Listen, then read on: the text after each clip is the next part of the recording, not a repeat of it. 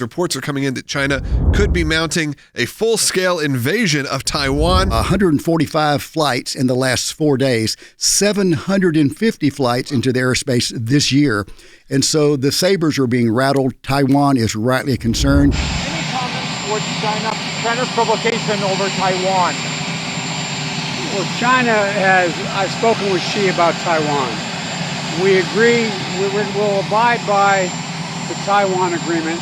That's where we are, and we made it clear that I don't think he should be doing anything other than abiding by the agreement. He said he spoke to President Xi, and he said, and we made it clear that I don't think he should do anything other than abiding by the agreement. Mm-hmm. But he is not part of that agreement.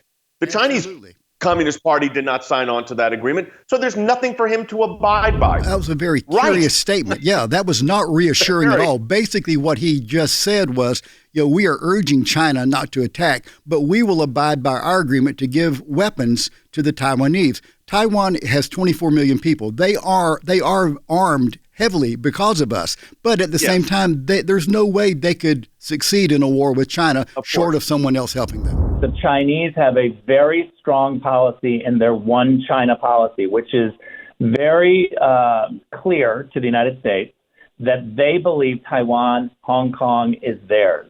It's a one China policy. This idea that somehow we have an agreement on Taiwan is baloney. We don't. With this administration in place, this may indeed be the perfect time for the Chinese government to consider some fairly drastic measures with respect to Taiwan, because it's doubtful that this administration is capable of a sustained pushback. They are definitely saber rattling, but the problem is the United States is leading from behind again. This is, and I wouldn't even call that leading, this is exactly what President Obama wanted. Those same people are now been promoted in the Biden administration. So what do you expect that you're going to get?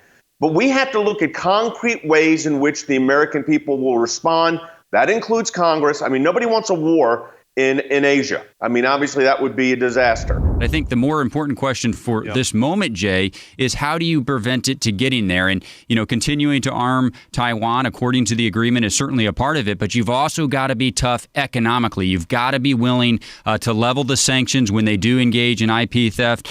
You've got to hold them accountable for what happened after COVID-19. This administration has not been willing to do that. And in this moment, Jay, I think it's actually those other efforts that hopefully would prevent a military conflict, because that's a place where the rest of the world certainly doesn't want to be. We have agreements with Taiwan, but does it include us sending military troops if they were invaded by China? Because you're talking about a global conflict at that point. There is no agreement like that. We have not really said one way or the other whether or not we would support them with military forces on the ground there. The relationship is one that is referred to as strategic ambiguity. Following President Nixon reaching out to China in the early 1970s, we adopted this one China policy per their request, that there is one China, and that's the Communist Chinese.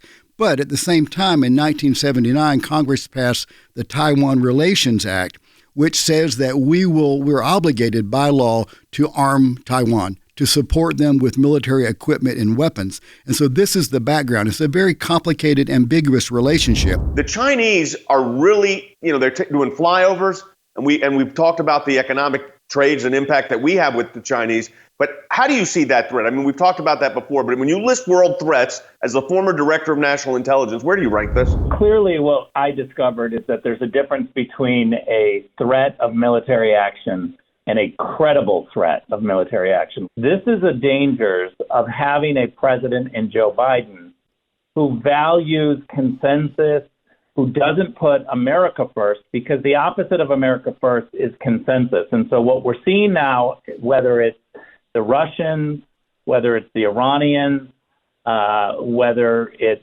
the North Koreans and now the Chinese, the Biden administration is being tested, and their response so far has been very weak, which is only going to encourage more bad behavior from countries around the world. If you look at all of this from a Chinese government perspective, this is increasingly a ripe time to test the will of the Biden administration and to test the will of the American people and Taiwan, I think, could be a part of a perfect storm.